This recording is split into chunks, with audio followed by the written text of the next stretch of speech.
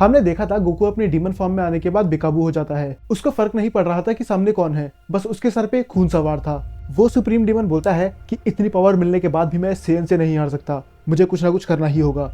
और थोड़ी सी फाइट के बाद उसके दिमाग में एक आइडिया आता है, अगर वो गोकू को फिजिकली नहीं हरा सकता तो वो उसे मेंटली हराएगा। तो वो वेजिटा को पकड़ लेता है और वो गोकू से बोलता है कि अगर तुमने मुझे मारा तो मैं इसे मार दूंगा, अब तुम खुद डिसाइड कर लो तुम्हें क्या चाहिए। वेजिटा उस डीमन के हाथ से छूटने की बहुत कोशिश करता है पर वो छूट नहीं पाता। गोकू वेजिटा की तरफ देख के बोलता है कि हम दोनों पहले बहुत अच्छे दोस्त हुआ करते थे, जहाँ तक कि मैं तुम्हारे लिए अपनी जान भी देने के लिए तैयार था, पर तुमने एंड में मुझे धोखा ही दिया। हालांकि इतने सालों के बाद मैं तुम्हें माफ कर चुका था, पर मेरे पास अब और कोई रास्ता नहीं है। ये बोलने के बाद गोकू अपना एक अटैक तैयार करता है। वेजिटा उसे रुकने के लिए बोलता है। वो कहता है कि ऐसा मत करो, अगर ऐसा हुआ तो इसके साथ साथ मैं भी मर जाऊंगा। डीमन को लगता है गोकू से ये सब डराने के लिए कर रहा है, पर गोकू आखिरी बार वेजिटा से बोलता है कि मुझे माफ कर देना, और वो वेजिटा और उस डीमन पे अटैक कर देता है और उसी अटैक के साथ दोनों ही मर जाते हैं। बाकी डीमन ये देखने के बाद बिल्कुल हैरान हो चुके थे कि आखिर ये हार कैसे सकता है। और टोवा गुस्से में बोलती है कि तुम्हारी हिम्मत कैसे हुई हमारे दोस्त को मारने की।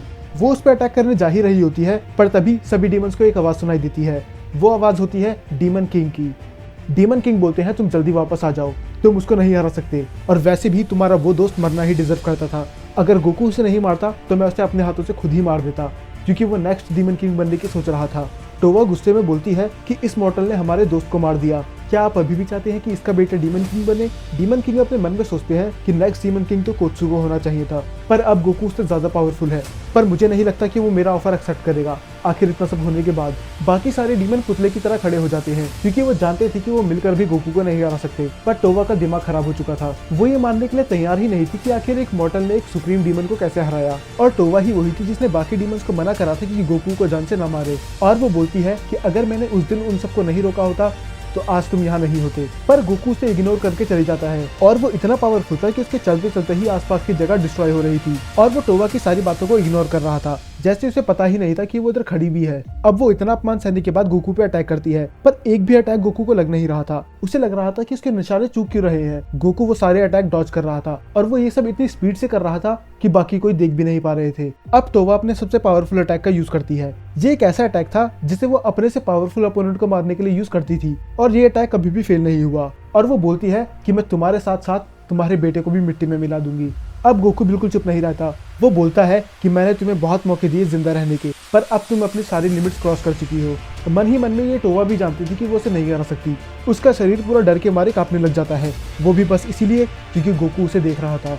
पर अभी अपनी दोस्त की मौत देख के उसे इन सब चीजों का फर्क नहीं पड़ता, और वो गोकू के ऊपर सबसे पावरफुल अटैक कर देती है, जिससे कि वो पूरी जगह ही डिस्ट्रॉय हो जाती है। तो वो हंसते हुए बोलती है कि मैंने कहा था कि तुम हमारे यूनिवर्स छोड़ के चले जाओ, पर तुम एक बेवकूफ सेन थे, इसीलिए तुम मारे गए। पर जैसे ही धुआं हटता है हमें दिखाया जाता है कि गोकू को एक खरोच तक नहीं आई। तो वह पूरी तरह से चौंक चुकी थी, क्योंकि आज तक इस हमले से कोई नहीं बच पाया, तो गोकू को खरोच तक कैसे नहीं आई। अब इसके पास और कोई रास्ता नहीं था सिवाय वो डील करने के, वही डील जिससे इसे सुप्रीम डीमन की पावर मिलेगी। तो वो वही रिचुअल करना स्टार्ट कर देती है, और बस गोकू से खड़ा होकर देख रहा था। कोत्सु उससे बोलता है कि आपको उसे रोकना ही होगा, अगर आपने ये नहीं करा तो ये काम मैं करूंगा। वो उसे रोकने जा ही रहा होता है, पर तभी गोकू से रुकने के लिए कह देता है। तभी एक बहुत ही बड़ा ब्लास्ट होता है, क्योंकि टोवा वो पावर हैंडल नहीं कर पाती, पर पता नहीं क्यों वो इस अटैक से मरी नहीं थी। कोत्सु हैरान होकर गोकू से पूछता है कि आपको कैसे पता चला कि वो सक्सेसफुल नहीं होगी। गोकू बोलता है कि मुझे नहीं पता था, अगर वो सक्सेसफुल हो भी जाती तो मैं उसे तब भी मार देता। बाकी डीमंस हैरान थे कि आखिर ये मरी कैसे नहीं। तभी हमें दिखाया जाता है डीमन किंग को। डीमन किंग बताते हैं कि उन्हें रिचुअल बीच में ही ब्रेक कर दिया था, जिससे उसकी जान बच गई। पर गोकू उसे फिर से जान से मारने ही वाला होता है, पर तभी बीच में कोत्सु आ जाता है, और कोत्सु बोलता है कि आप इसे नहीं मार सकते क्योंकि ये हम में से ही एक है। फिर कोत्सु बताता है कि ये उस डीमन की तरह नहीं जिसे आपने पहले मारा था, तो वह डीमन किंग की वफादार है, और ये हम में से ही एक है। फिर गोकू बोलता है कि अभी कुछ ही देर पहले ये तुम्हें और मुझे मारने आई थी। फिर कोत्सु बताता है कि ये इसने अपने दोस्त के लिए किया था। टोवा दिल की बुरी नहीं है, और ये बात आप भी जानते हैं, उसने एक बार आपकी जान भी बचाई थी। फिर गोकू कहता है कि अगर तुम कह रहे हो तो मैं इसे एक और बार मौका दे देता हूँ। ये देखने के बाद डीमन किंग बहुत ही ज्यादा इंप्रेस हो जाते हैं कि कोत्सु का दिमाग एक किंग की तरह है। ये पता होने के बाद भी टोवा उसे जान से मारने आई थी, फिर भी उसने उसे एक मौका दिया। इसीलिए मैं चाहता हूँ कि यही बने नेक्स्ट डीमन किंग। पर अचानक से ही डीमन किंग को बहुत ही ज्यादा पावर लेवल महसूस होता है, और किसी दूसरे ही यूनिवर्स में हमें दिखाया जाता है एक अननोन गाय, जो बोलता है लॉर्ड जलामा, आपको सोए हुए पूरे 3 मिलियन ईयर्स हो चुके हैं, तो आपने अभी उठने का डिसाइड क्यों करा? फिर लॉर्ड जलामा बताते हैं कि एक ऐसा डीमन पैदा हो चुका है जिसने उसे उठने पे मजबूर कर दिया और अब मैं उसी से मिलने जा रहा हूँ। उसका असिस्टेंट उससे बोलता है कि आप इस रूप में नहीं जा सकते, अगर आप इस रूप में गए तो यूनिवर्स की सारी एंटिटी आपके पीछे पड़ जाएगी। फिर लॉर्ड जलामा बोलते हैं कि मेरा भी यही मानना है और वो एक ह्यूमन का रूप ले लेते हैं ताकि कोई उन्हें पहचान ना पाए। दूसरी तरफ कोत्सू और गोकू टोवा को निन के पास लेके जाते हैं इलाज के लिए, पर टोवा उसको इलाज करने के लिए साफ मना कर देती है क्योंकि उसे पता होता है कि उसने इनके साथ क्या करा और वो टोवा को जान से मारने ही वाली होती है। पर तभी बीच में कोत्सू आ जाता है और वो उसे समझाता है कि ये बुरी नहीं है और नेक्स्ट डीमन किंग होने के नाते मेरा काम है इन्हें प्रोटेक्ट करना। पर निन फिर भी मना कर देती है। वो बोलती है कि मैं इसे जान से नहीं मारूंगी क्योंकि कुछ ही देर बाद ये खुद ही मर जाएगी और इसका इलाज अब पॉसिबल ही नहीं है। फिर कोत्सू उसे समझाता है कि वो नेक्स्ट डीमन किंग बनने वाला है और उसका काम है अपने लोगों को प्रोटेक्ट करना। अगर वो अपने लोगों को ऐसे ही मरने देगा तो वो कभी अच्छा डीमन किंग नहीं बन पाएगा। निन फाइनली मान जाती है, पर वो बोलती है कि अगर इसने हमें फिर से धोखा दिया तो इसे तुम अपने हाथों से ही खत्म करोगे। कुछ समय बाद टोवा उठ जाती है। उसके दिमाग में कई सवाल थे कि आखिर उस फाइट का क्या हुआ और वो बची कैसे और उसके बाकी दोस्त कहाँ हैं। पर निन को देखने के बाद वो उस पर अटैक कर देती है। उसका ये मानना था कि निन ने गोकू से शादी करके बहुत ही गलत करा और उसने उन सभी डीमन स्प्राइट को नीचे गिरा दिया। वो उसे मारने ही वाली होती है, पर तभी अचानक से बीच में गोकू आ जाता है और वो उसके अटैक को रोक लेता है। निन बोलती है कि मुझे पता था कि इस पे भरोसा नहीं करा जा सकता, ये अभी भी एक धोखेबाज है। टोवा उससे बहुत ही सवाल पूछती है कि वो आखिर यहाँ आई कैसे और डील फेल होने के बाद भी वो बच कैसे गई, और अगर वो बच भी गई थी तो तुम मेरा इलाज कर क्यों रहे हो। फिर गोकू से बताता है कि मैं तुम्हें वही मारने वाला था, पर कोत्सू ने मुझे रोक दिया और उसने मुझे समझाया कि तुम बुरी नहीं हो, तुम जो भी कर रही हो अपने लोगों के लिए कर रही हो। फिर टोवा को रियलाइज होता है कि जिसको वो मारने आई थी उसी ने उसकी जान बचाई और जो उसके दोस्त थे उनने उसकी मदद तक नहीं करी। अब टोवा को भी समझ में आ जाता है कि ये लोग बुरे नहीं है, पर वो ऐसा दिखाती नहीं है। वो अभी भी ऐसा दिखा रही होती है कि वो गोकू, निन और कोत्सू से चिढ़ती है। अचानक से ही सामने दो लोग आ जाते हैं और गोकू को उनका पावर लेवल जब तक महसूस नहीं होता जब तक वो उन्हें अपनी आंखों से नहीं देख लेता। और गोकू बोलता है कि आखिर मुझे इतना पावर लेवल महसूस क्यों नहीं हुआ। ये पावर लेवल इतना था कि ये खुद डीमन किंग को भी महसूस हुआ था। डीमन किंग चौंक के बोलते हैं, क्या फादर अपनी नींद से जाग चुके हैं? नहीं, अभी उन्हें जागने में बहुत टाइम है। गोकू उन दोनों से पूछता है कि तुम कौन हो और यहाँ क्या करने आए हो। उनमें से एक बताता है कि मेरा नाम है रेमी और इनका एरीज।